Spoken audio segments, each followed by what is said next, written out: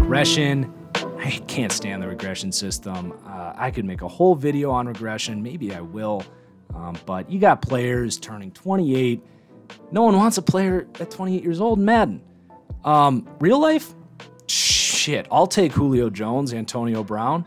They're killing it. And they're 29, 30 years old. They haven't regressed a dot. Yet, Madden, forget about it. You're losing 2 speed, 2 agility, 2 acceleration, 2 strength every year from 28 on. Fix this crap. If a player's performing, why is he regressing so much? I just came up with these brackets sitting down here for 2 minutes. If a player's healthy all year, makes the Pro Bowl, I would even go as far as saying if he's a finalist for an award, he shouldn't regress in any trait. If he's 33 or younger, maybe 1 physical trait here or there, 31, 32 years old. Certainly not 2 every year, period. End of story. It's ridiculous. I mean, players don't just disappear when they turn 30.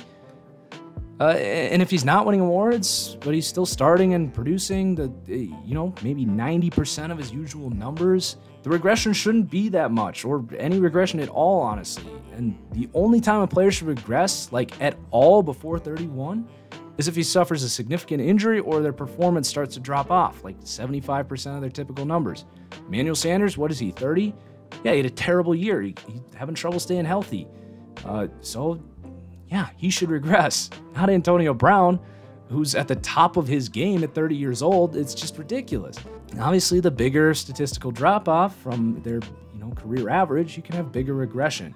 It shouldn't just be automatic that these guys regress so much. And QBs shouldn't lose their throw power until they're at least 36, in my opinion. You have Drew Brees, Big Ben, Tom Brady. These guys are slinging it within 95% of what they've always had. Tom Brady probably more. I think natural regression for running backs should definitely start around 30, but that's the only position. I also think you could look at injury history and their injury and toughness rating. In general, I just think that age needs to be pushed back to 31, 32 years old. Definitely not 28, 29. And overall, I think you could simplify it all by giving a player either a regression trait, make it organic with injury and toughness, which might get complicated because some people just turn injuries off, and that would be kind of weird, but maybe you implement a pliability rating. You could have an actual rating that dictates how fast they regress, and you can plan for that. I'm just spitballing here. I'm making up some of this stuff on the fly, and all this stuff would be better than the current system. The next couple here are pretty simple. I got Ultimate Team perks. I don't play a ton of MUT, but I did last year. Remember, like the Tackle Breaker, Tip Drill. Some of these perks are really freaking cool. I don't actually know why they didn't make their way into franchise mode this year. Seems like a no-brainer move to me. Snap of the fingers addition to franchise mode that would add a lot. I do think you need to have certain requirements to get these. Say if you want to get tackle battle for the running back so that every time you get in a tackle battle, it's always on A. Maybe make ball carrier vision 90 plus, for example. But that's a simple thing. Number 8 here. Custom teams have sleeves that you can't fix. They're long and you can't make them short. And for that reason, it's an entire feature of franchise mode that I just don't use because I don't want every player to have stupid looking sleeves. Fix it. Again, easy. If you want to go above and beyond, maybe do this in a future Madden. I'd rather you fix everything else first.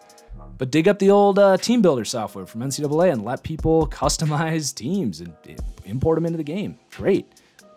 Pretty easy thing there too. But now it's time to talk about the draft, which is very problematic for me. So let's dive into it here. For starters, corners are straight up broken. The highest corners have 75 strength, while the highest wideouts have 72 strength. That should be opposite. The threshold for wideouts should be up to like 77. Corners maybe 71. I feel like I shouldn't have to explain this from a football perspective, but your 6'6", 230-pound receivers are actually stronger than the corners in the NFL, probably stronger than just about any corner to ever play in the NFL. Yet those big receivers in the draft usually have about 70 to 72 strength, and you'll find corners that are 5'10", 5'11", that have 75 strength. It just doesn't make sense. And before you say anything, I don't care about bench reps. That's a stupid drill and an inaccurate measure of a player's true football strength. Mike Evans, by the way, strongest receiver in EA, or in Madden. He did 11 bench reps, and he also has 81 strength, so there's just clear inconsistencies. But back to corners here, the strength rating is just all over the place.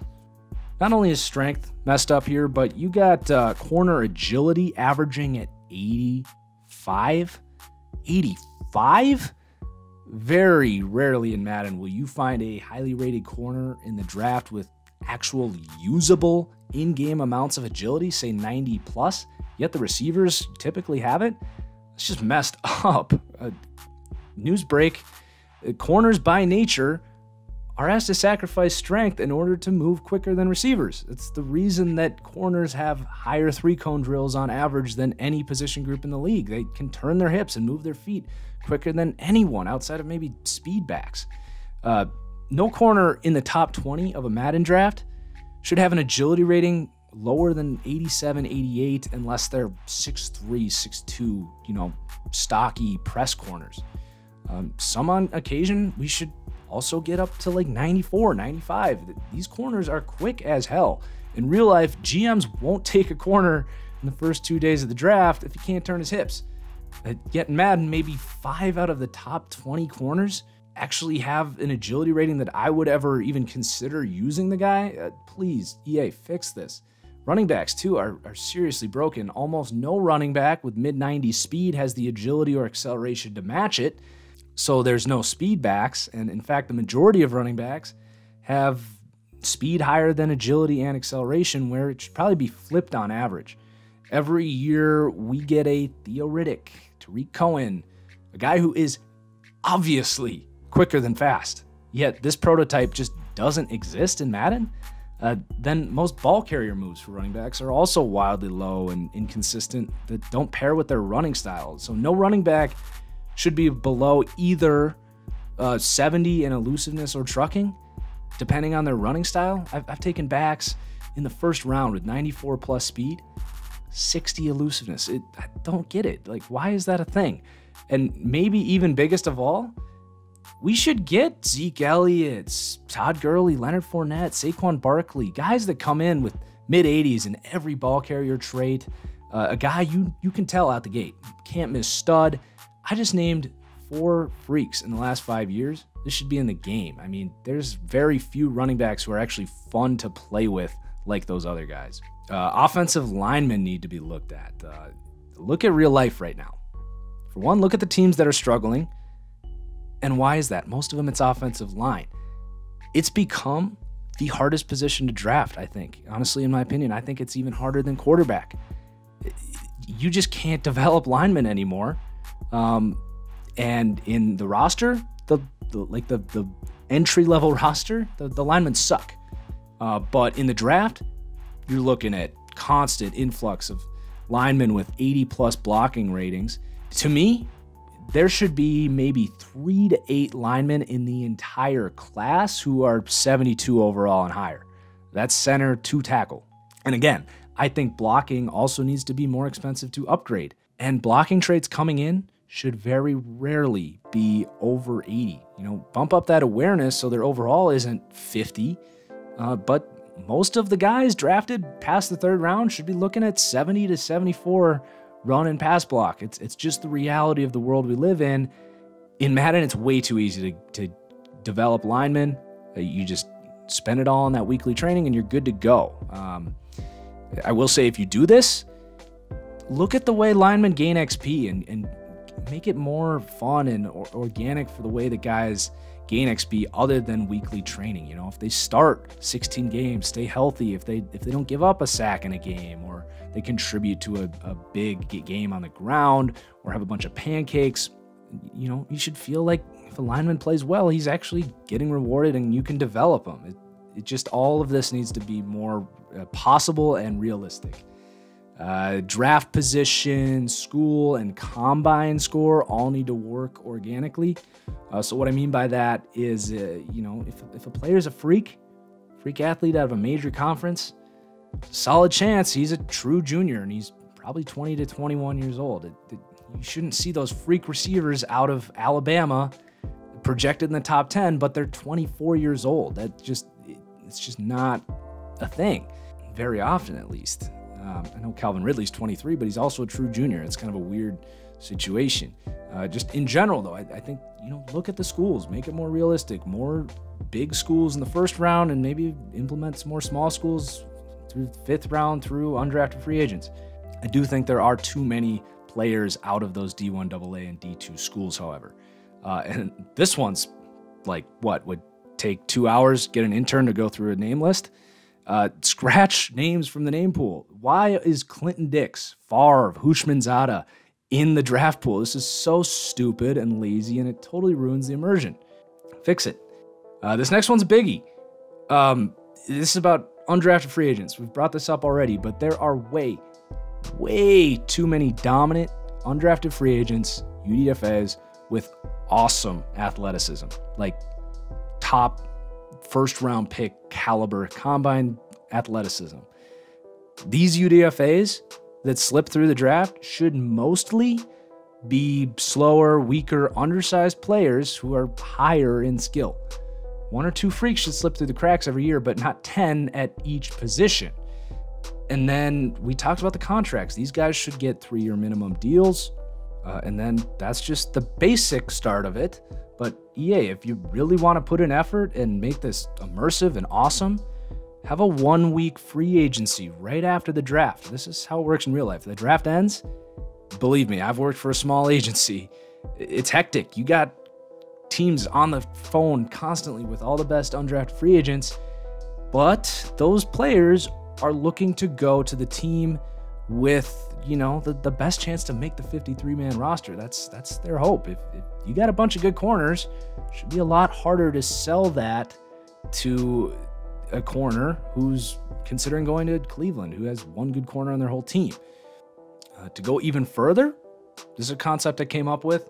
Have some kind of a hidden rating. I think it'd be really cool for these undrafted players. So maybe you can see their physical traits, but their overall and their development gets a question mark until that cut deadline, the 53-man deadline at the end of preseason. And then, maybe there's quick superstar development guys that slip through the cracks like this. You recruited them, he made the team, and then maybe it's just a dice roll. 2% of UDFAs end up with superstar, maybe 7-10% get quick.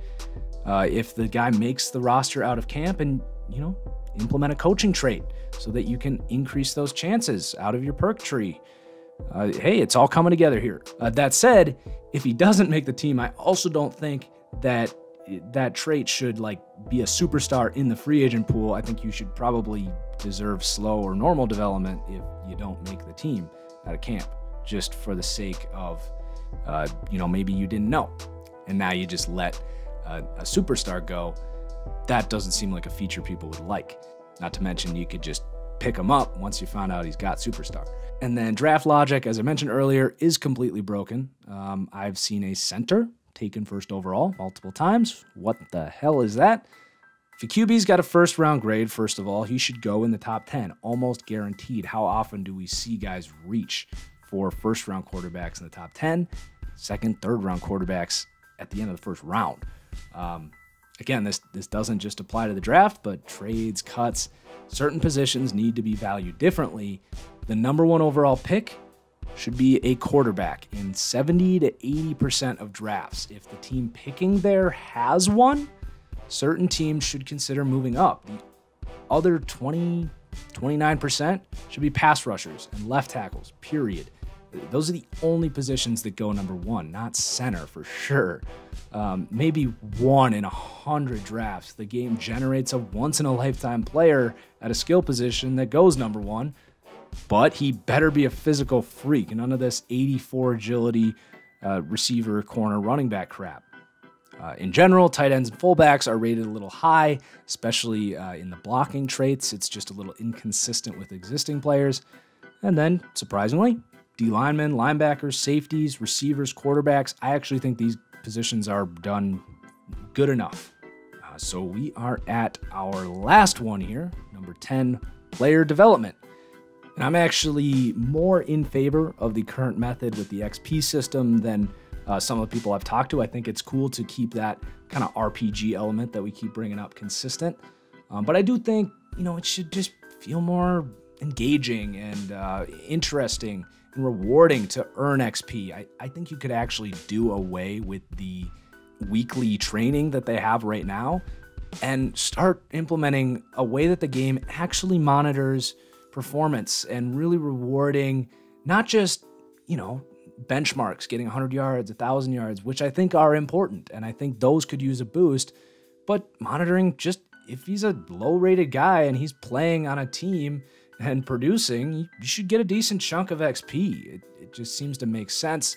It's a little more complicated and hard to explain here, but I do think you could look at a more natural, rewarding way for XP to be more involved with actually playing with these players, not just clicking on a few buttons and getting XP. I will say on the XP end and spending on traits, some traits are too cheap, and this needs to be overhauled. Blocking traits especially, I've talked about how hard it is to get linemen that can block. Blocking traits need to be, in my opinion, at least 5 times more expensive than they are right now. It's way too easy to develop an offensive line. And as a sim guy, I feel like that should be a challenge. And the same applies to tight ends and fullbacks. It's pretty easy to get tight ends out there blocking like Joe Thomas by year 2 with the current price of run block. And then I also think injury should be more expensive to upgrade. I never understood, frankly, why it's so cheap. It's like 200 XP usually to get that up. In real life, it takes years of plyometrics training to become more durable. But again, this is something you could add to that off-season workouts feature. Overall, I think there's a lot of potential with that injury rating. You make it more expensive, and then you make it work with regression organically. A better injury means you regress less. I don't know if this is the year to implement that. I know a lot of players like to play with injuries off, and that would complicate this. But I think there's a lot of potential there where if you get a big injury, that injury rating goes way down, and you can expect to regress less unless you spend a summer doing Pilates, and your guy's going to be able to make it a little longer. But I don't know if this is the year to do that. So overall, there's a lot of really creative ideas out there, from presentation to gameplay, but that stuff's kind of the icing on the cake. The core of franchise mode is realistic football simulation. And until these features are fixed, it's like the Giants signing Brandon Marshall and drafting Evan Ingram without fixing that offensive line. It's just not going to work. You need a core. I think all this stuff would really help just launch Madden's future into a successful franchise mode. And most of this stuff is pretty simple stuff. So I hope you enjoyed. Hit that like button if you did. If you have your own ideas or agree, don't tell me. Tell the guys at EA. Their Twitters are in the description. We've got lots of great content heading your way in the coming 2 months or so leading up to the draft. Here on That Franchise Guy, we got speed rebuilds for all 32 teams coming here soon. Prospect rankings. The roster on PS4 is on its way for the first time. And then, of course, that rookie roster coming right after the draft. I'm working as hard and fast as possible to get all these done. Cheers, everyone. See you next time.